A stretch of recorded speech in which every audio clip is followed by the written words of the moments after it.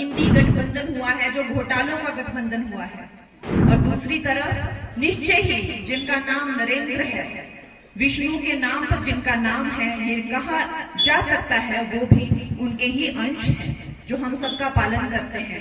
आपकी अपनी कंगना, आज मैं आपके पास कोई हीरोइन बन के नहीं आई हूँ, मैं एक सेविका के रूप में आई हूँ।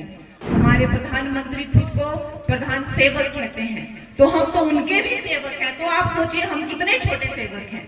33% रिजर्वेशन देके मेरी जैसी महिलाओं को कितने बड़ा एक जिम्मेदारी दी है।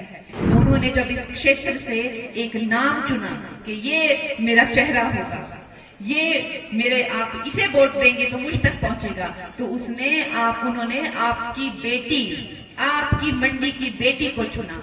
एक तरफ तो एक घमंडिया सरकार है, एक घमंडिया जो है, एक इंडी गठबंधन हुआ है, जो घोटालों का गठबंधन हुआ है, जिसमें एक से एक बढ़कर स्कैम, एक से एक बढ़कर घोटाला, जिसकी आप कल्पना नहीं कर सकते।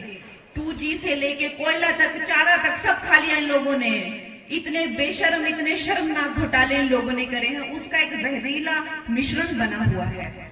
और दूसरी तरफ निश्चय ही जिनका नाम नरेंद्र है, विष्णु के नाम पर जिनका नाम है, ये कहा जा सकता है वो भी उनके ही अंश है जो हम सबका पालन करते हैं।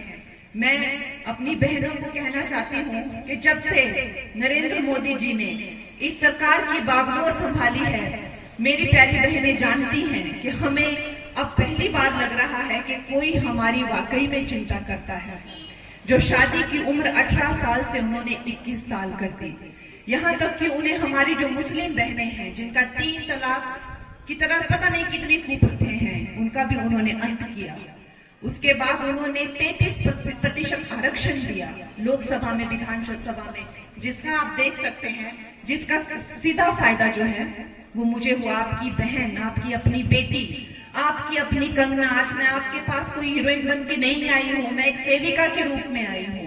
हमारे प्रधानमंत्री खुद को प्रधान सेवक कहते हैं, तो हम तो उनके भी सेवक हैं। तो आप सोचिए हम कितने छोटे सेवक हैं। हम सेवक के रूप में आपकी कृपा पाने के लिए आए हुए हैं, ताकि आप हमें सेवा का मौका दें और हमारे भी भाग जागें। तो उन्होंने 33% रिजर्वेशन देके मेरी जैसी महिलाओं को कितने बड़ा एक जिम्मेदारी दी है। उसके साथ में वो गर्भवती महिलाओं की भी चिंता करते हैं कि जब एक गर्भवती महिला अपने संतान को, छोटे से शिशु को घर पे छोड़ के जाएगी तो उसकी क्या मनोदशा होगी, उसकी क्या मानसिकता, उसकी कितनी ज्यादा उसको टेंशन हो जाएगी। कहा तो पहले की सरकार 3 महीने तक की पेड लीव देती थी, 12 हफ्ते, 2.5-3 महीने तक की। अब नरेंद्र मोदी जी ने उसकी अवधि बढ़ाकर 6 महीना कर दी है, 6-6.5 महीना, 26 हफ्तों तक आपको पेड लीव दी जाती है एक नई माता को। वो इस बात की भी चिंता करती है कि जब एक शिशु, एक माता का दूध पीता है तो उसके पोषक में कितनी कमी आ जाती है, तो उसका कौन ध्यान रखता होगा। माताएं बहनें सबकी सोचती हैं। आज आप यहाँ पे आए हैं, किसी ने आपको कपड़े बना के दिए हैं, खाना बना के दिया है, घर साफ करके, लेकिन उनके बारे में कोई नहीं सोचता। उनके बारे में हमारे प्रधानमंत्री सोचते हैं। 6,000 एक नई माता को देते हैं। दोस्तों, हमारे समाज में एक बेटी होती है तो कहीं ना कहीं लोग सोचते हैं कि लड़की हो गई, लेकिन जब दूसरी बेटी होती है, मैं भी दूसरी बेटी हूँ, तो हमें पता है कि माता को किस तरह की बातें सुननी पड़ती हैं।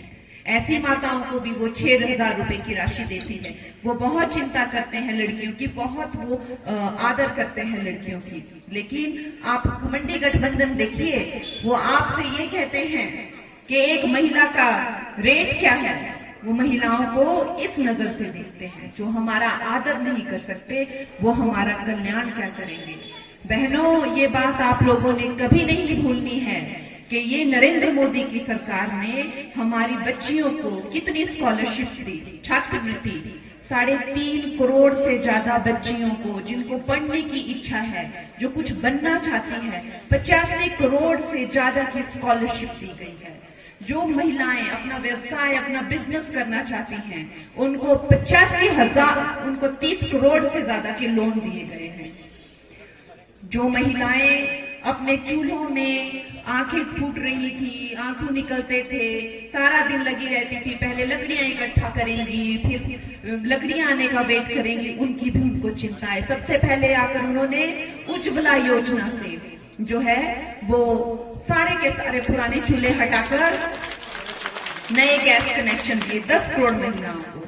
हमारी महिलाएं जो हैं, हमारी जो बहनें हैं, वो सबके लिए खड़ी रहती हैं, हमेशा तत्पर रहती है। चाहे बच्चा हो, चाहे पति हो, चाहे सास ससुर हो, चाहे बहन हो, चाहे माँ हो।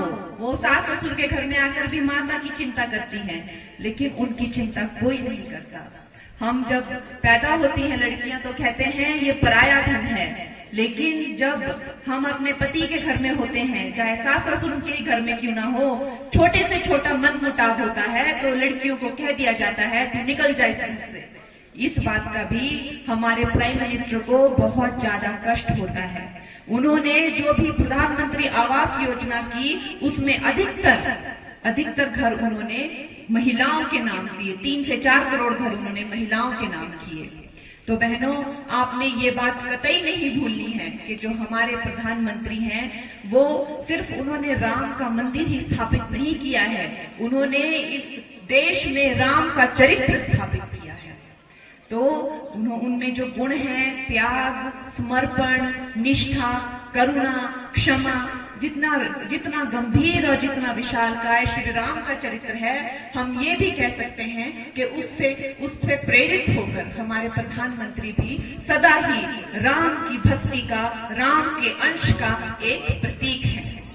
तो दोस्तों, ये महान जो हमारे यशस्वी नेता हैं, जिनका जो यश और कीर्ति है, ना कि सिर्फ इस देश में, न जाने कितने देशों में, समस्त विश्व में है। आज उन्होंने जब अपना एक फेस चुना है, आप जानते हैं कि ये लोकसभा के चुनाव हैं, हम एक प्रधानमंत्री चुनने जा रहे हैं, तो उन्होंने जब इस क्षेत्र से एक नाम चुना कि ये मेरा चेहरा होगा, ये मेरे, आप इसे वोट देंगे तो मुझ तक पहुंचेगा, तो उन्होंने आपकी बेटी, आपकी मंडी की बेटी को चुना। तो दोस्तों, ये हमारे लिए बहुत ही गर्व की बात है। अब हमें, जो उन्होंने यहाँ पे एक फूल खिलाया है, हमें कमल का फूल खिलाना है और उनकी झोली में डालना है। और हमें उनके जो 400 पार का ये जो उनका एक संकल्प